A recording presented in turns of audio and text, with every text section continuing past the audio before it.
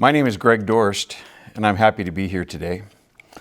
I see that there is a group of esteemed lawyers and judges ready to listen to the competency credit, which is coveted in the legal world. For the lawyers who need the competency credit, it allows you to receive that portion of the ethics that you need in order to understand substance use disorders. And for the judges in the room, I'm excited that you're here because there are certain things we're going to be talking about that might be apropos to the things that happen in your courtroom.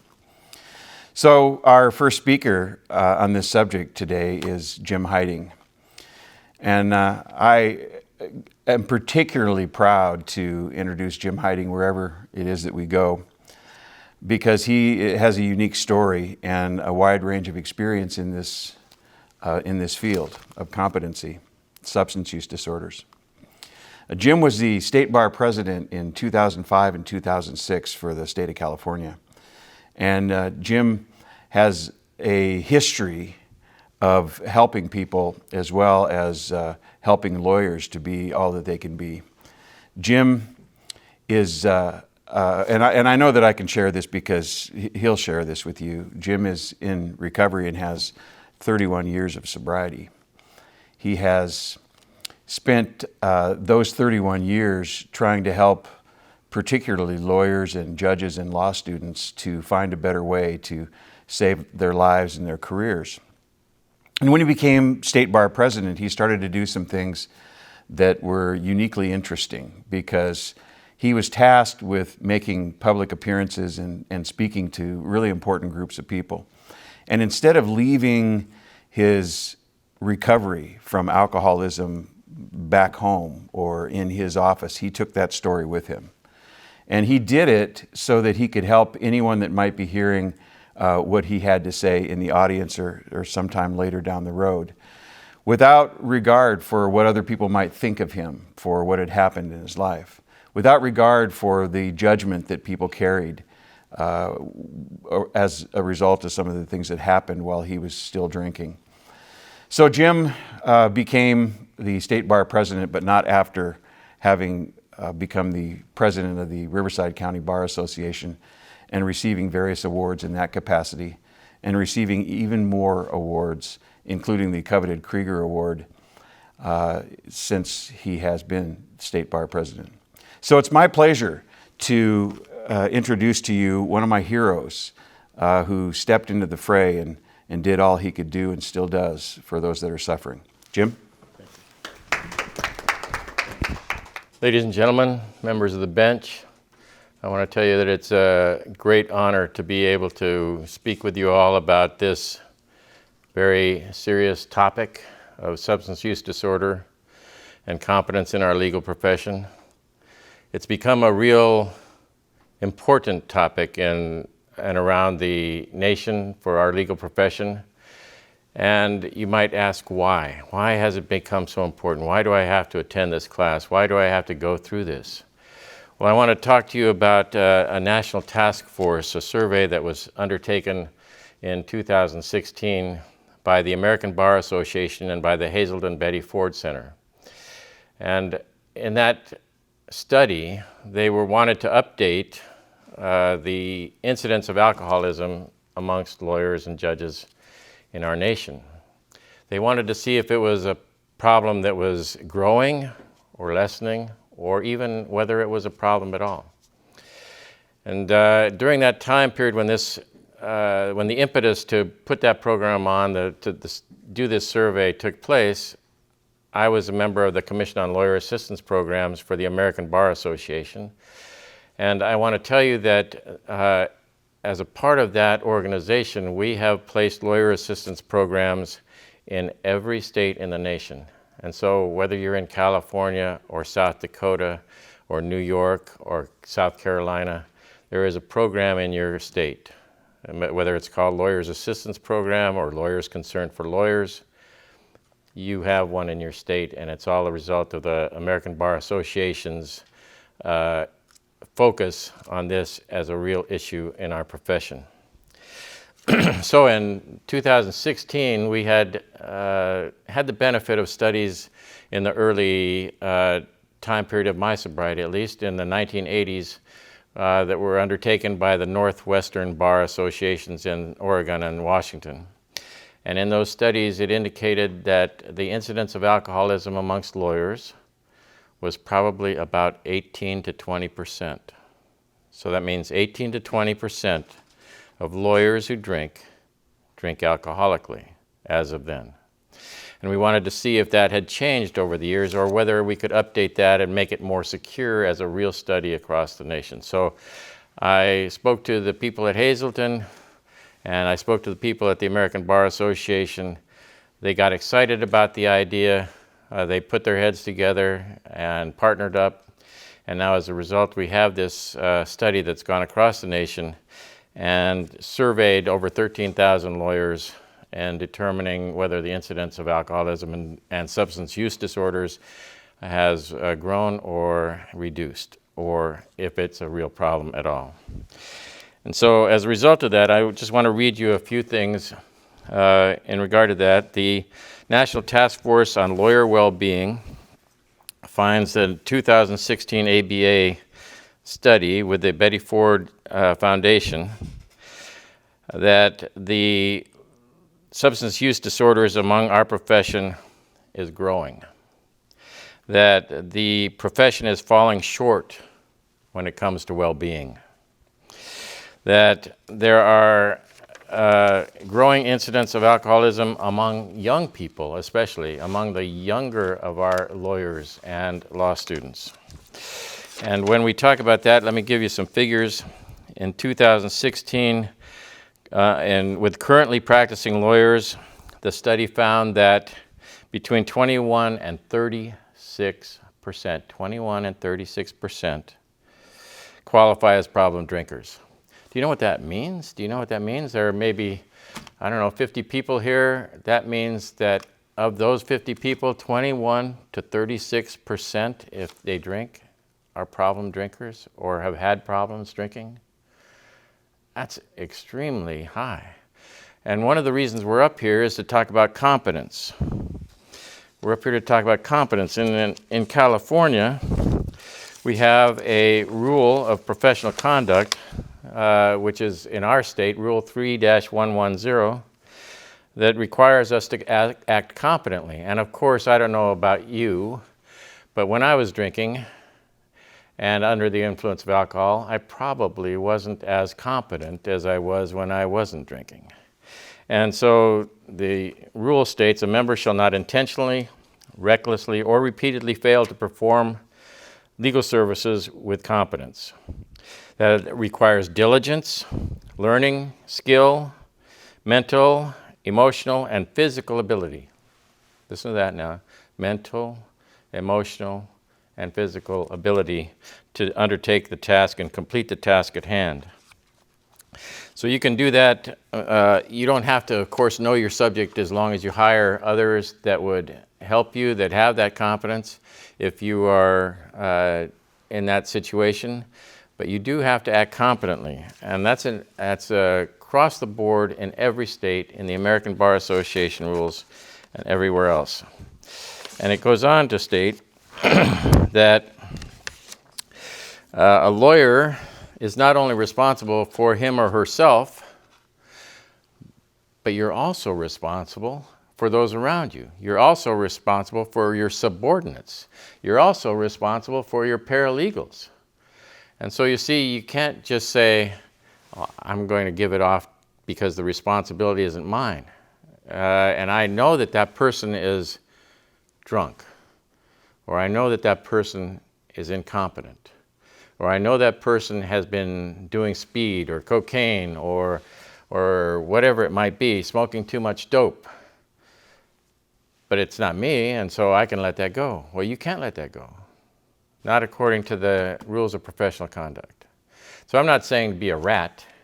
I'm not saying to run to the state bar and talk to them about it, or run to your judge and tell them about this poor person that you're working with. What I'm telling you is that I think you should give them the opportunity to do something about it. I think that we need to be responsible to our fellow human beings and make an effort to give them the opportunity to have a better life.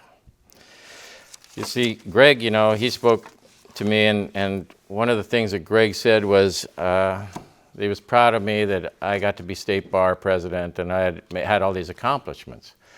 Well, it hasn't always been that way. It wasn't that way. And for a long time, I was in the chair where I was the person that needed the help.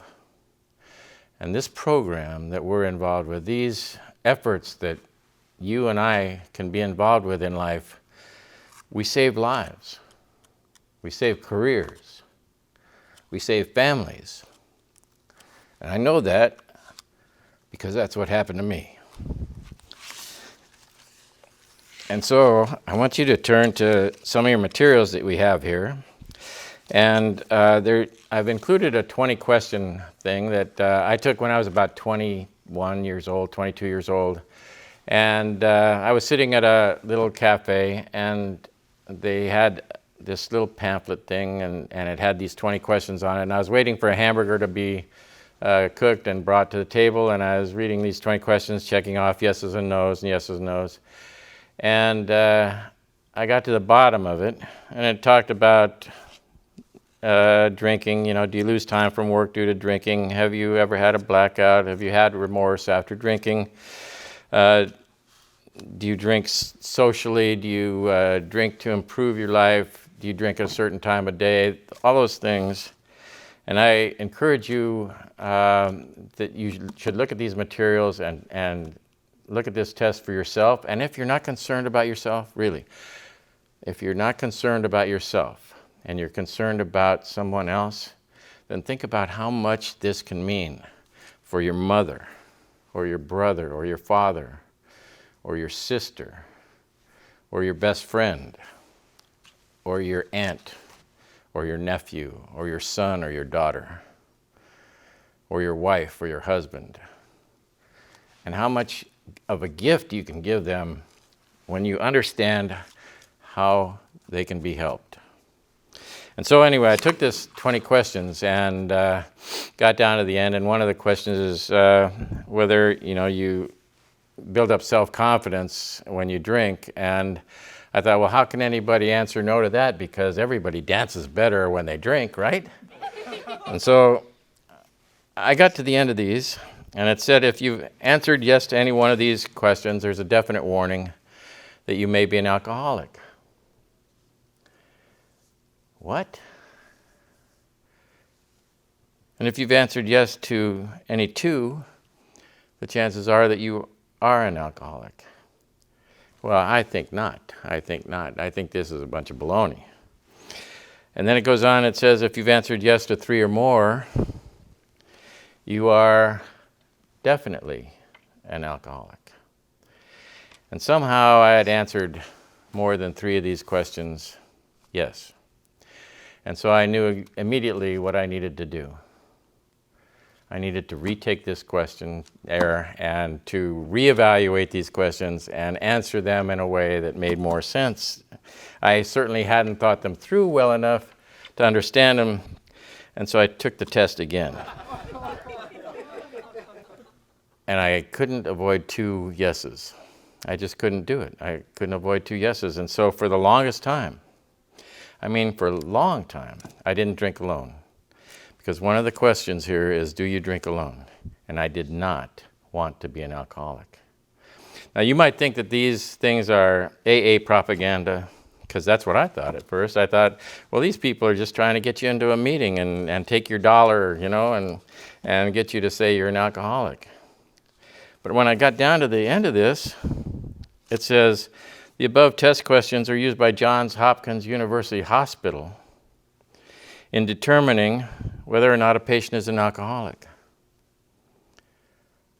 So it gave it instant credibility, and I had to give it instant attention. And I gave it attention. I didn't give it attention by getting sober. I gave it attention by not drinking alone so that I could continue on and not be an alcoholic, because I did not want to be an alcoholic.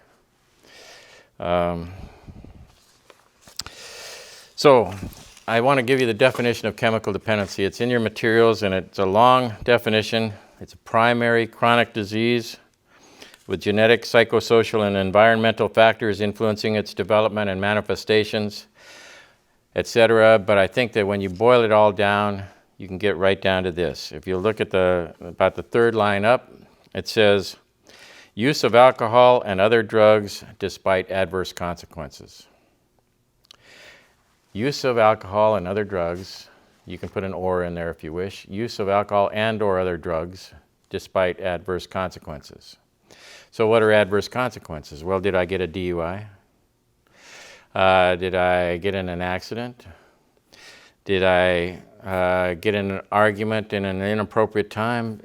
Is it affecting my relationship with my wife, my kids, other people? Are those adverse consequences? Is my life being affected in a negative way? And so if I continue to use alcohol or other drugs, and I'm talking about, this includes not only street drugs, so we're not only talking about crack or cocaine or marijuana or speed or anything like that. We're talking about any drug, alcohol included, prescriptions included, whatever drug it is. If we continue to use that despite adverse consequences, we have to look at ourselves as to whether we're chemically dependent. And we have to take a serious look at that. The next page is about codependency. And you might ask, what about codependency? Well, a lot of you are judges and lawyers who have issues. If you don't know anybody that has an alcoholic or has alcoholic tendencies or drug problems in your life, you are a rare bird indeed.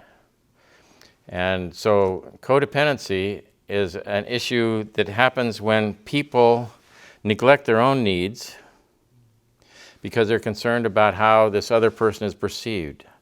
So, for example, if I was worried about my wife and she didn't get to the job today because she had the flu, I would be calling in and I'd say, hey, you know what, Judge Michaels, I'm really sorry, but Cindy can't make it in today because she's got the flu. Well, Cindy knows and I know that Cindy's been drinking all night long and she's got this terrible hangover and she just can't function. And so I step in and I give her the excuse. I don't want her to lose her job. I don't want her to have the consequences of this stuff. So I step in and I get in the way and I run interference for her. And what I do is I take away the ability for her to suffer those consequences that we just talked about in regard to continuing use of alcohol and other drugs. And if I continue to do that, and I continue to worry about Cindy, and I continue to worry about whether she's going to get drunk, whether she's going to lose her job, whether she's going to get in an accident, how much is she going to drink, is she affecting her liver, is she dying? It affects my health. It affects my life. I'm constantly worried about her. I'm constantly thinking of her. And that's what codependency is. And I'm telling you, it's important for us to look at that. Those of us who are not suffering from a chemical dependency need to look at this in our own lives. And when we are confronted with an issue and we have a problem in our family members or our friends or our loved ones, we need to take action and give them the opportunity to get into recovery. So what are some of the things that we worry about? Well, what about my son? Well, I want to get my son into recovery. I mean, he's killing himself. He's ruining his life. But if I confront him, he's going to run away. He's going to take off. He's going to become homeless. He's going to be with those druggies. He's going to fall into that same thing that I don't want him to go to. And he won't have me to love him. He won't have me to care for him. He won't have me to take control of his life and to put my arm around him and to keep him safe. And it's scary and it's frightening. And those are some of the things that we deal with, and I just want to tell you that when I talk with Greg and when I present with Greg, I am so proud to be a part of our team because Greg is an addiction specialist. Greg used to be a lawyer. and has a great history of being in the DA's office. And then, for his own personal reasons that he may or may not share, he decided to go into the addiction field. And he became certified and educated and a real, honest-to-goodness expert in the addiction field. He was the CEO of a over 100-bed facility out in the Inland Empire, and he's a consultant to the other bar now, consultant to judges and lawyers across the state, and in fact lectures across the nation in regard to this topic. He's consulted all the time. I rely on him. I turn to him for advice. We've done many things together, and I appreciate him a great deal. And with that, Greg Dorst, please come up. I want to thank you, Jim, for that wonderful introduction. I appreciate being able to speak to all of you today. I have been a consultant for the other bar for 14 years. That's a group of recovering lawyers, judges, and law students within the state of California who help each other to stay sober one day at a time. And in that consulting role, what I do is I have the opportunity to come out and speak to groups like this group and to intervene on lawyers, to intervene on judges even, and law students if there is an issue that is not being addressed. And I love that. I absolutely love it. I love it for a couple of reasons. I'm passionate about the law. I'm passionate about my own time as a lawyer, although I've been an addiction specialist for approximately 20 years now, which is longer than I practiced law. But I'm passionate about helping other lawyers to do some of the things that they do competently and professionally, and to not make some of the mistakes that I made while I was practicing law, because I didn't always practice law sober. I'm proud of the fact that I have over 20 years of sobriety now, and I'm proud of the fact that I know something about addiction, and especially addiction in the legal profession. So lawyers are an interesting group. Judges, law students, we're all an interesting group. We're a tough population to deal with, and part of that is because we're bright, we're smart, and we know how to parse words, and we know how to look at definitions and determine a way that we don't have to fit within that definition. And Jim gave you the definition of alcoholism, and I love that definition. It comes out of the DSM, the Diagnostic and Statistical Manual. And when it says that if you continue to drink or do something, some sort of behavior, despite adverse consequences around doing it, the only issue I have with lawyers is that lawyers want to define what an adverse consequence is. And sometimes they do that very, very well and rationalize and minimize in the process. So it sounds a little bit like this. Well, I didn't like that relationship anyway. You know, I mean, I was looking for a way to get out of it. You know, thank goodness it's now over. It's really a benefit to me. Or, you know, I hated that law firm. I did not want to work with that law firm 1 second longer. And it's really a good thing that relationship terminated. I mean, these rationalizations and minimizations are really interesting and distinctive amongst the legal profession. We're very, very good at that. I've worked with lawyers who have had as many as 5 DUIs. And there comes a time when I have to have that conversation with them as to whether or not there's a link between the problems in their lives and alcohol, and whether or not something has to be done. And I've received answers to that question, do you think you have a problem with alcohol, in those circumstances with, no, I don't. I don't. And they seem to think they have a problem with driving, you know, that they have a problem getting from point A to point B, which they do, but they don't want to take a look at their alcoholism. They don't think that that's the issue. So you and I, each of us would look at that person and say, how could you be so irrational? I mean, how could you possibly be so out of touch with reality? It's obviously affecting your life in a negative way and you're not doing something about it. Well, we parse it out, we take a good look at it, and we decide that it's not us. So working with lawyers is challenging, but it's a whole lot of fun. And Jim and I have opportunities to do things that a lot of other people don't have opportunities to do. We actually, from time to time, hop in our cars and head out to see people at courthouses, at law firms, at people's personal residences, to see whether or not we can help, and we can help guide them into a solution that makes sense for them, because truly you don't have to live this way. I don't know if I'm talking to any of you or if I'm just speaking to you because you know people who might have problems like this, but I'll just go ahead and say it. If you're having physical problems as a result of drinking, you don't have to live that way.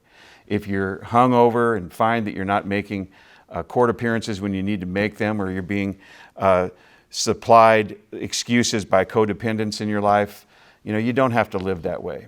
If your doctor has told you that there are problems with your liver enzymes and you're likely to be traveling down a really slippery slope physically, you don't have to live that way anymore.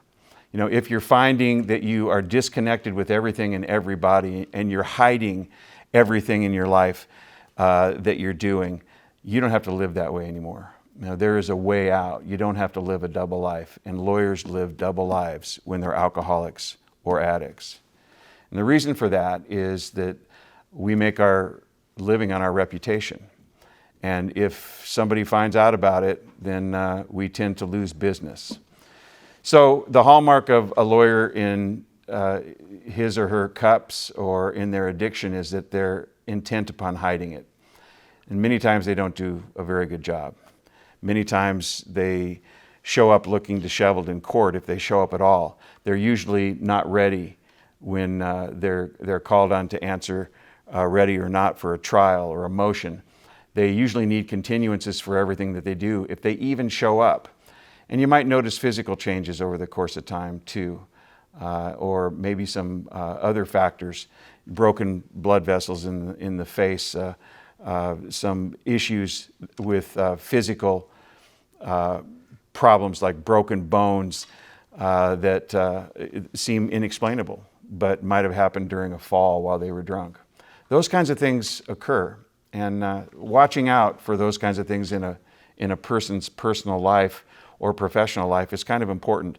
And that's why the State Bar likes us to present these kinds of things to you, because you're likely to see those things. You might see those things. And if it's not you, that's wonderful, but it's likely to be somebody that you care about. So Jim and I are contacted all the time by judges, by lawyers, by law firms, by court staff, by family members to try and intervene. And we oftentimes will just hop in our car and go, and other times we need to get other professionals involved. But it's really a wonderful way for us to give back to the legal community. The other bar gives us that opportunity. These kinds of presentations gives us those kinds of opportunities. Now, certainly we don't handle the treatment aspects of it, but we can help people to get connected with whatever level of treatment that they might need to engage in, whether it's an outpatient treatment program, or maybe it's a residential treatment program, or maybe just even an assessment where they can determine whether or not they actually have sufficient signs and symptoms and problems that would indicate recovery is the best way to go. Many times people who are in these addictive phases have had tremendous changes in their brain chemistry that do not allow them to do without these substances for very long, drives them right back into their addictive processes. Because as you know, we all have the ability to produce chemicals that make us feel good naturally. And those are dopamine and serotonin and endorphins and about 62 different neurotransmitters that flood our pleasure pathway and make us feel good naturally.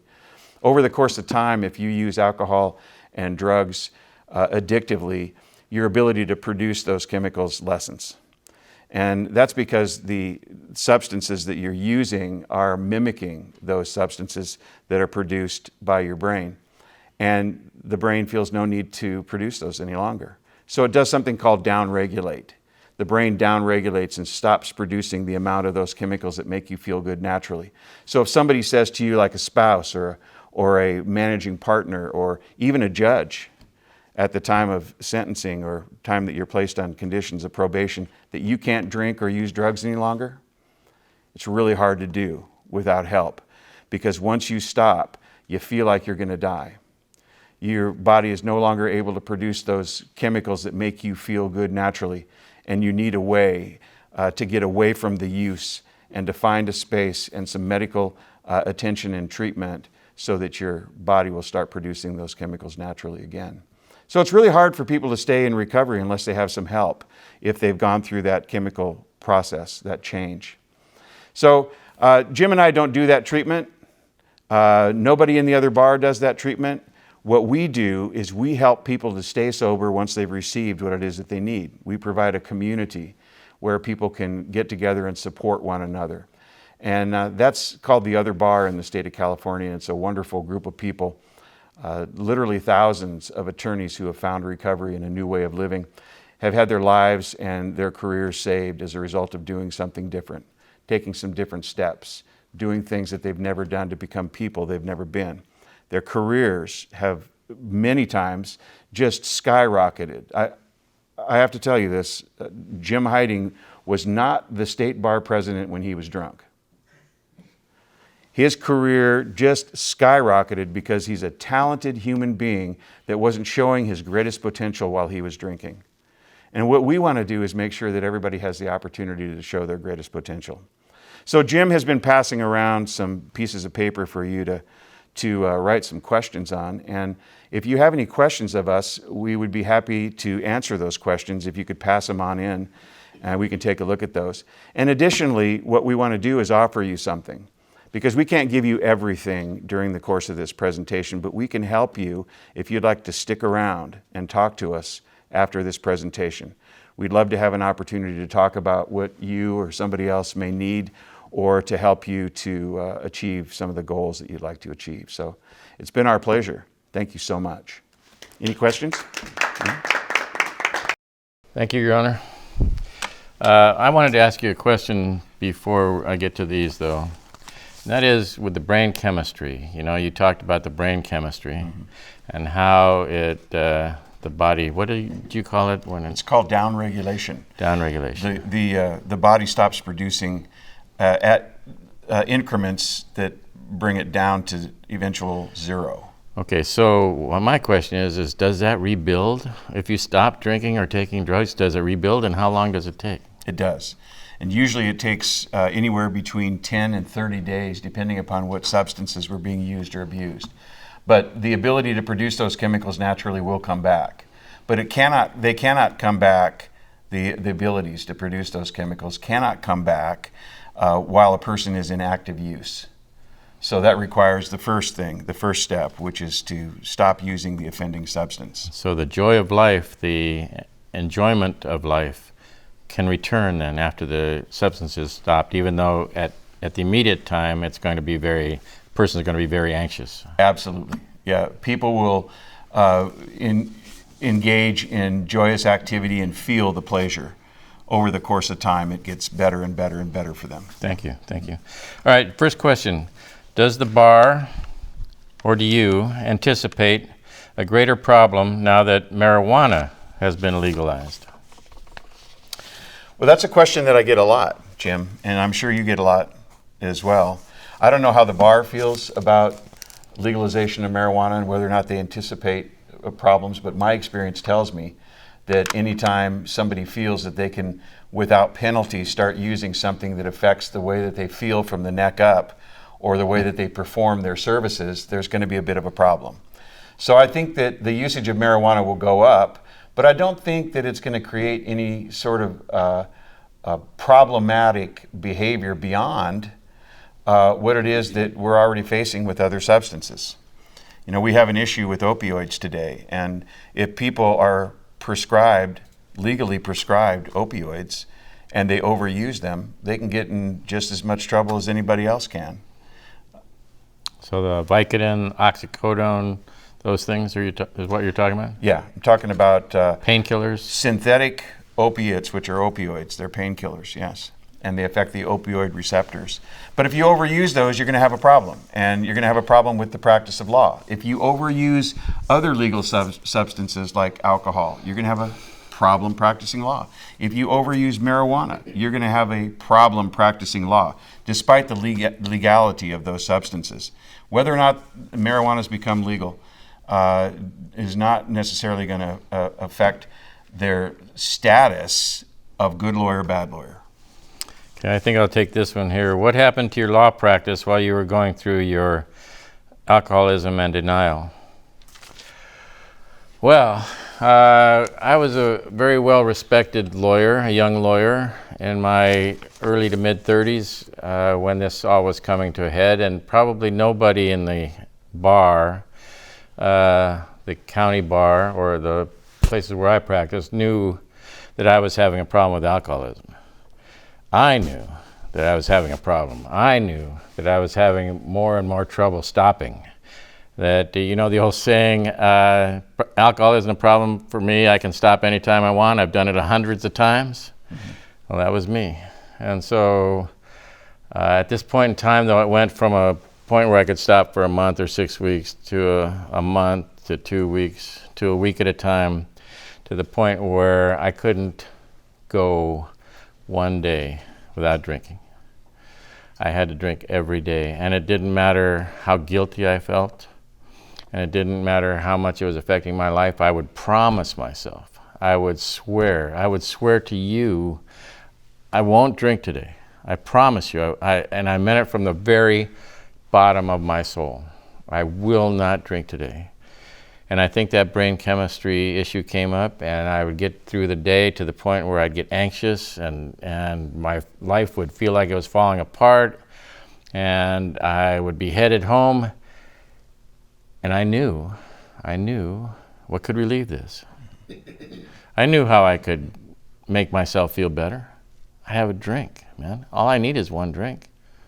Of course, one drink led to another drink, but that wasn't the point. And so that became a problem, and at the very end, I'll just say this. At the very end, I had a great day. I played tennis with my middle son. I bought myself some alcohol as a prize, I guess, to go home and enjoy life. I drank the alcohol at home, and some guy called me, a client actually called me and said he needed my help. He needed to get to the hospital, and he needed to talk about a will. And he was very sick. He had peritonitis. And so I felt like I needed to go help him, but I also knew I was too drunk. And so I told him, Jim, I'm too drunk. I can't do it. And he said, you're the only hope I have. You're the only person that can help me. The ambulance won't even come and get me anymore. I'm in so much pain. I know I'm dying. Please help me. Please help me. I've got to get this done. And so I don't know how you felt about it, but with me, alcohol always kind of built up the courage and the ability to do things. And so, okay, eventually I said, okay. And at that point in time, my wife came home and she said, where are you going? I said, I'm going to help Jim. I got to help him. I got to get him to the hospital and help him write that will. And she said, you're not going anywhere. You're too drunk. I said, I've got to go. I got to go. And so she said, you can't go. My father was a drunk. He died at 47 years old of alcoholism. My stepfather was a drunk, died at 39 years old in a bar fight. My uncles are alcoholics. My grandfather was an alcoholic. And now I'm married to a drunk. If you leave, you just keep going. That's it for us. And I told her that I'll be back. I just got to go help this guy. It'll be okay. I just got to go help this guy. And I left. And I didn't get maybe 2 miles before I crossed over the median strip, hit a lady head on. So all of the things that I had worked hard for were taken away at that point in time. I had hurt somebody else terribly. I had destroyed my family. I destroyed my career. I went to jail. I became a felon. So what happened after that? After I was given the opportunity to get sober, after I took advantage of the program of recovery, my law practice continued to grow. I decided to do what we do now, to reach out to people, to try to help, to try to share this, what I consider a miracle of recovery. And my law practice started to grow to the point that at 10 years sober, before this, let me step back. Before this, I would go to a bar association meeting, and because of the accident and the jail time and all that stuff, the entire room would shift and get away from me. I was a persona non grata. And it was bad, it was hard. And I started to do this work started to help other people into recovery, and at 10 years sober, I was elected to the county bar presidency. And at about 16 years sober, I was elected to the Board of Governors of the State Bar of California. And at 20 years sober, I was the State Bar President. So remarkable things can happen with sobriety. Can I just add something to that, Jim? Because it's so important for people to understand that when you said that you were going to quit, you meant it. When you said that you didn't think it was a problem for you when people asked whether or not it was apparent to you that you were drinking too much, you told them to mind their own business because you could handle it. Always. And so you always had an excuse, and you never, however, expected to be in the situation where you would hit somebody head on and hurt them. And so that's not going to happen to me scenario, rationalizing and minimizing, doesn't work, does it? No, I remember I'd always say, hey, look, why are you talking to me like this? Just leave me alone. I'm okay. I'm not bothering you. I'm not hurting anybody. I'm not hurting anybody. If I'm hurting anybody, it's just me. Yeah. Of course, that wasn't true. I can't even imagine the fear and all of the worry that went into my wife and kids every day. They didn't know if Dr. Jekyll or Mr. Hyde was coming home. All that stuff hurts all those around me. Let me get to this third question. If I know someone who seems to have a problem, what can I do? Well, the question's a tough one to answer because in that question, I don't know what the relationship is with that person. But if it's a relationship that is professional or friendly, it's difficult to approach that person yourself and tell them that you think they're drinking too much. I mean, that's something you can do. And it might initially plant a seed and let that person know that it's apparent to the rest of the world that you have a problem. But most of the time, they're going to do what you did and what I did, which is to say, I'm an adult, mind your own business. If you thought we were friends, take another look. It's difficult because you might lose that friendship, you might lose that association if you criticize somebody for drinking. And that's the way they'll take it. They'll take it as criticism. But there's something called intervention, isn't there? Well, absolutely. And that takes a concerted effort. If you got a family member that you're really serious about, or some sort of professional relationship or friend that you want to keep and see healthy, and you really, really care about them, then you might want to go to the great lengths of setting up an intervention where you get a chance to bring in people that are important to them. Well, I know people call you all the time. They do. And people do what we would consider informal interventions. Yes. And so you meet with those people, and we meet with those people and talk to them and give them the opportunity to take advantage of these things. Well, we get a chance to lay out some solutions. We get a chance to have a significant conversation with them that hopefully is as truthful as it can possibly be. And that may be, based upon your status and my status, a very, very helpful intervention process. Yeah. But it's more difficult for a family member who's said it before, or a close friend who may not want to lose that friendship to step into that. That's true, but I do want to say to all of you, don't give up. Don't give up, because the strength of denial can erode, that new things can happen, that people can come to realizations that they didn't have before. And take advantage of us, come up and ask questions, or take advantage of this and give us a call anytime that you have questions about it, or that you need help with something, or you need counseling, or you need to know a good treatment center, or anything like that. Just take advantage of the opportunity. And I want to say, again, thank you very much for allowing us to be presenters here. It means a great deal to us. And and we're going to stick around for a while in the event that you want to come on up and have a personal conversation with us about anything. So thanks a whole lot for your attentiveness. Thank you.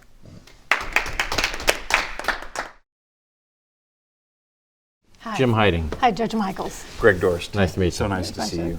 How are you? I'm wonderful, thank you. I think we've met before. I think we have. I've been to one of your other presentations. Terrific. I really appreciate you guys taking the time to come and talk to me. In fact, that last question was for me.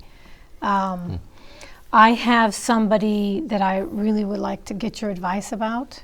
I've got a young attorney who I've seen since he first passed the bar and since he started his own practice come up into my courtroom, and he's brilliant. He's a shining star, has been. But recently I've noticed a significant change, and I'm concerned. And certainly some of the things that you guys talked about confirm for me that what I think's going on might be going on, and I want to get your advice. He's young, smart, usually on his game all the time, very attentive, and has a really good rapport with his clients, but recently hasn't been appearing for his cases, and in fact has, I guess, his partner appear, Randall Smith, appear for him. So it's become so consistent that I've actually had to order him into court on his cases for his personal appearance. Even when I've done that, the last time he didn't appear, and I guess my next step is sanctions, and I don't want to go there yet. And I certainly don't feel like I can go there without doing something in whatever small way I can to give him some help. Some of the other things I've noticed, he's usually very clean shaven. He's come in disheveled. He's not well groomed anymore. He's usually a very trim, groomed young man. When we've been in chambers, I kind of smell the alcohol, not as though he's drinking then, but maybe he had been drinking a lot the night before. Yeah. I can't say he's intoxicated when he's with me in chambers, but it's a concern of mine. I recognize some of this stuff because I've been through it in my own family, and I know he's got a fiance, and in my situation I know that it just drives the family members into sort of the merry-go-round of codependency and addiction, and I can see that, with his partner appearing for him, that may well be going on where You know anything about how the fiance feels about this, or anything like that? Yeah. I know just a little bit from talking with other judges who know her better than I do, but I know from my own experience that this sort of thing tends to make the partners almost crazier than the drinker, completely consumed with controlling the drinker, checking how much they drank, making sure they call in for work,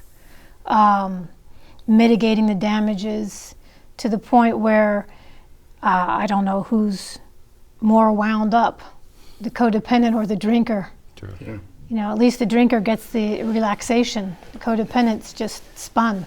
So do you think it would help if Jim and I spoke with him? I do. I'm hoping that. Would you be willing to give us the date of his next appearance so that we can come and meet him here at the courthouse and see if we can have a conversation? I would. I want to make sure it doesn't feel like we are attacking him or that I'm going to put his career in jeopardy. So maybe you can give me some guidance on how we can make sure that he knows that we're coming to him out of love and concern, and not going to break his confidence in any way. Yeah, well, we do this sometimes, and we always preserve the confidentiality and anonymity of the person, and try to make sure that they are as comfortable as possible with that process. And it's wonderful. It's absolutely wonderful that you're coming to us instead of going to the state bar, and talking to us and giving that young man the opportunity to get sober, get the help that he needs. And it sounds like he does need help. And so it'll be good to give him the help he needs, and I think it's great that you're doing it. If more judges would do that, it'd be wonderful. Well, it's kind of a scary road, I really like him as an attorney. I think he's got a lot of promise, and I really want to make sure that he doesn't think that I'm going to jeopardize his career in any way. I know that his career will be jeopardized all by itself if he's drinking a lot. Yeah. That's sure. Yeah, well, it's tough when you have a young person that's a really good and really has great potential because they're indestructible still, you know. And so we want to present it in such a way, we want to ask those questions or talk to him in such a way that we can maybe expose some of those fragile parts of him that mean something to him, and hopefully, keep our fingers crossed, we can get to him. Okay. Yeah, why don't we figure out what time would be a good time to come and meet him, and perhaps we can introduce ourselves to him in your chambers, and we'd like you to do that for us then, okay? I think that'd be great. All right, I'd really fantastic. like that. Thank you. Good. All right. Thank you. Well, thank you for lunch, but I gotta ask, Hannah, why are we here? We've never got lunch before. I know, and you know, I've been seeing you around the court, and it's been a while. I've known you, watched you practice in the whole 9 yards, and I was just growing concerned.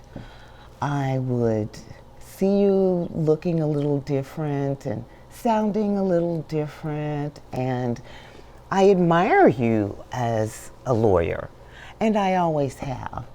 And so I thought I would just come and see face to face if there was anything that, you know, you wanted to share with me or talk to me about. I don't know what you're talking about. I don't get it. Is this about a referral? No. Well, you know what, Mike? There's even some of our colleagues that have been saying things that might indicate that there's a drinking problem. Hannah, what are you talking about? I don't have a drinking problem. Who's saying that? Well, you know what? They're colleagues, they're inside the courtroom, and they've seen you too. They've noticed what's going on with you, and we're all just concerned. I don't have a problem, Hannah. If this was the reason for this lunch, I don't want to ever have a lunch again. Well, wait, Mike. Hey, thanks for having us in, Your Honor. We're ready when you are. Okay, let me see if I can get counsel in here. All right, and I really appreciate the two of you coming here. Our pleasure. Jill, can you have counsel come in? Thank you. Counsel, hi. Your Honor, I'm sorry, I'm a little late. Not a problem. This is Mr. Greg Dorst. Greg Dorst. Jim Heiting. Jim Heiting. Nice to meet you. Counsel, thank you so much for coming in. I Yes, appreciate sure. the time you've taken to come back here. This is just a sort of a friendly meeting. I know I've taken you a little bit by surprise, but I've seen you practice in my courtroom for probably 7 or 8 years, and I've been nothing but impressed with your professionalism, your knowledge of the law, the way you handle yourself in trial, and I've especially noticed you being rather above the grade when it comes to dealing with your clients. You seem to have really great client control and great rapport with the clients. They seem to be able to trust you a lot. However, I've noticed in the last few months, you know that I've had to order you personally present on some of your cases. And the reason is I've noticed that not only have you been missing some appearances, and I know that your colleague Randall Smith has stood in for you, but just from my own personal experience, I noticed that you sometimes don't look yourself. You don't look yourself. You don't look like you used to, and I'm concerned.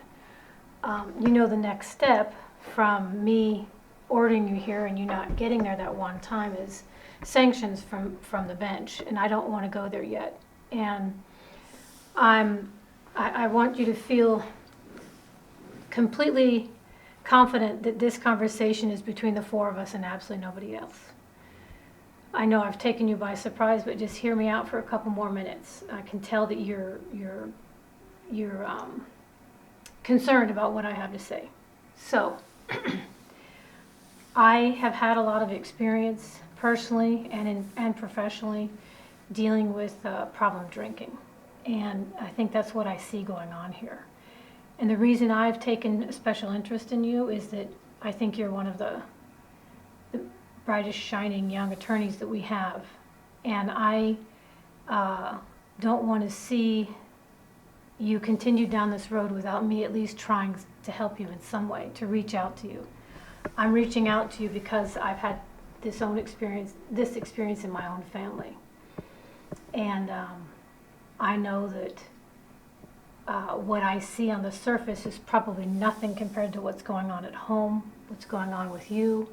I've been on the other side of this as well, where I've had people in my family I've had to help.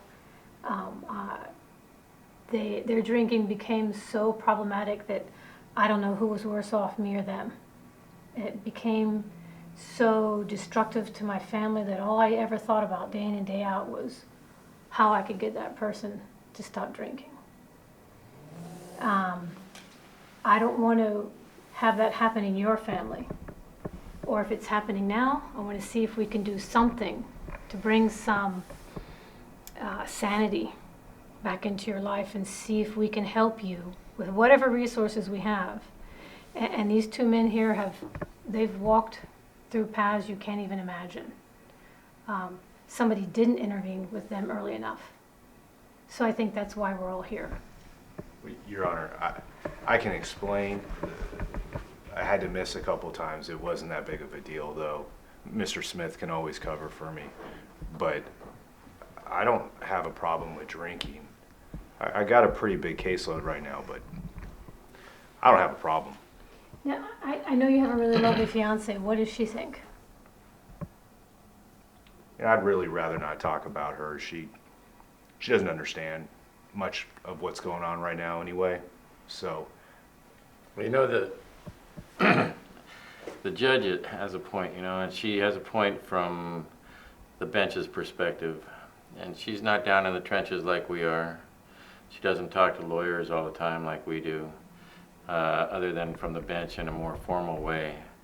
And I can tell you, I can echo what she said, that your reputation so far has been very, very good.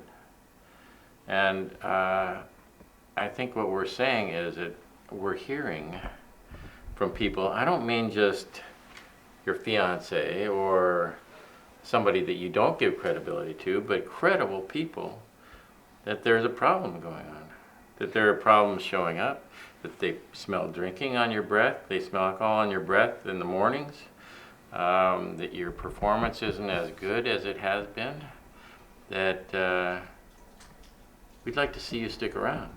We'd like to see you have every opportunity to make a better life. And we think that maybe maybe there's a chance that you're not paying attention to what you need to pay attention to. Let me let Greg talk to you. And Greg's really an expert in these fields. I don't know who you were talking to, but I'm not sure what you're hearing, but it's not true.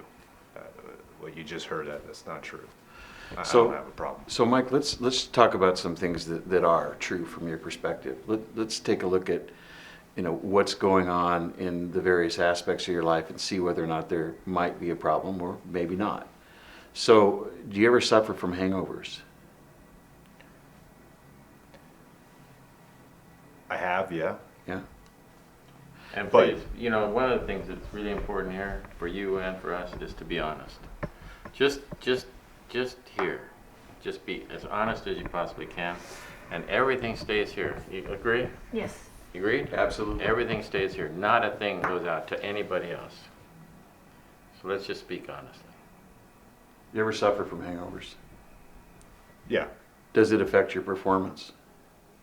I don't think it does. You think it doesn't make you a lesser lawyer when you're feeling sick like you have the flu? I just make arrangements to handle what I got to get done. Do you think that compromises your clients? I don't think it does. Yeah. It doesn't. It doesn't compromise your clients? No. So what about your professional reputation? Are you concerned about that at all? I don't know what people have said, but I don't know who's saying it. It's just not true. I don't believe what they're saying. Well, let's take a good look at you personally. Let's examine what it is that's happening to you and that you're either ignoring or pushing aside. It's not often that a lawyer gets invited back to chambers with Jim and myself to have this kind of conversation. This circumstance doesn't happen to everybody. And I might say, there are a lot of people in this area of the law that care about you. They really care about you. But it's apparent that you're not hiding your drinking as much as you may think you are. It's not a secret anymore. And counsel, it's not one or two missed hearings. It's not Mr. Smith showing up for you on occasion. There have been times when my clerk had to call your office and he'd have to come out. And had it been one or two occasions, I would not have asked or ordered your presence in my courtroom. You know that wouldn't have happened. That's not normal for you. Well, Your Honor, I appreciate it, but I don't need any help, and I don't know what you guys are selling, but I don't need any help, especially when it comes to drinking. You know, Mike, Jim has been sober 31 years. I've been sober for 20 years. And we have found that the quality of our life has increased immensely as a result of giving up alcohol and other substances. We are at the point in our lives where we just are living it joyfully without the use of alcohol. And we have been doing this because we got involved personally with a group of recovering lawyers and judges and law students who have helped us to move forward without the use of alcohol. They've taught us how to practice without the use of alcohol. You know, it's a stressful job. And it's tough, tough to think about life without alcohol. I mean, I will grant you, it is hard. And you're a young man. You have your whole career ahead of you, so I'm sure you're thinking of parties and social events and things where you should be able to drink. You agree? No offense to you guys, but I don't think I have a problem. And that's part of it. And everyone that I know drinks like I drink. So, all right, so keep an open mind here. That's all I ask of you, is keep an open mind here. When you evaluate your own actions and past history right now, have you ever had a drunk driving? Yeah. How many have you had? 2. Do you consider that an adverse consequence of your drinking? Is it bad to have a drunk driving? Do you think that's a consequence of your drinking, or is it just bad luck? I'm not proud of it. I definitely didn't want to be in that position, but... And we've had an opportunity, we've spoken to your fiance, and she says she's really concerned about your drinking. Do you find that to be a shock? I don't think she understands. I don't know what she told you, but So she said something to you, though? She said that she's concerned about my drinking before, yeah. And how about other people in your life, colleagues or other family members, maybe your mother or your father or your brother or anybody else talk to you and say, maybe you drink too much? Well, my brother doesn't talk to me too much anymore. Wow. But, he doesn't really care to be around me. But my mom doesn't really approve of it, and it's tough for her. But, it's not her problem. It's not hurting them. It has nothing to do with them. And I had a colleague try to sit down with me, but she didn't know what she was talking about. That's probably the people you're listening to, and there's nothing going on. Well, one of the things I try to evaluate is what is the most important thing in my life? What's most important to me? And so I have these relationships. I have my colleagues, and I have the reputation of the courthouse, and I have the judge, and I have my fiance, and I have my mother, and I have drinking. And it seems to me that if I'm willing to sacrifice my relationship with my mother and my fiance and my reputation and my relationship with my colleagues, drinking becomes the most important thing in my life. You don't think that's a problem? That'd be a problem. That would be a problem. So, Mike, we have a group of recovering lawyers that we'd like you to meet. It's a meeting of the other bar. It's a very confidential organization which has complete and total anonymity. And Jim and I would love to take you to a meeting to meet some people who've been successful at getting sober and practicing law in a high level fashion. And living life without that absence, that big hole that would be alcohol. Learning to do things without it. We absolutely insist on having fun. It's a great group of people. That's true. It's true. We do. It's a great group of people that you should know. You should know them, Mike. Would you be willing to come with us tonight? We'll come by, pick you up, and take you to that meeting. I don't think I can make it tonight. I got stuff to do. Yeah.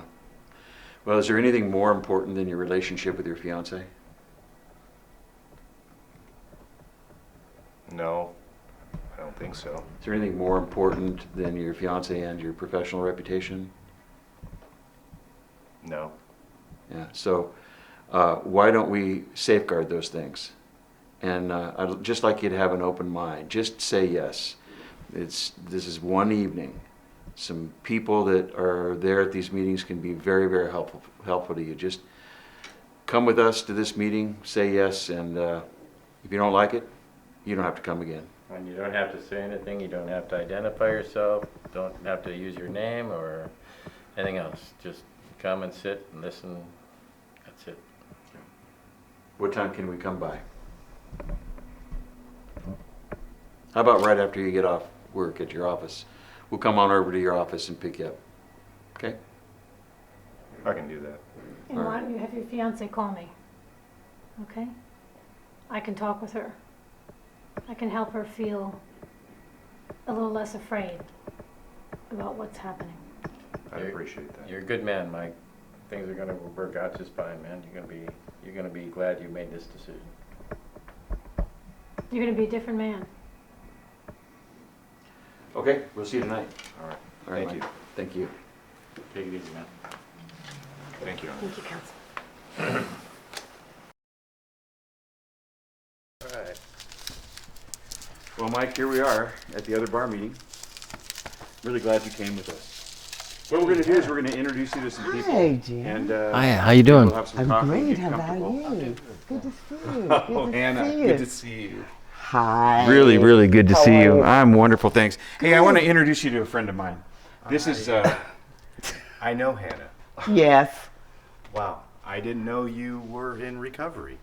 No, and you wouldn't. And you wouldn't even just because I invited you to lunch the other day.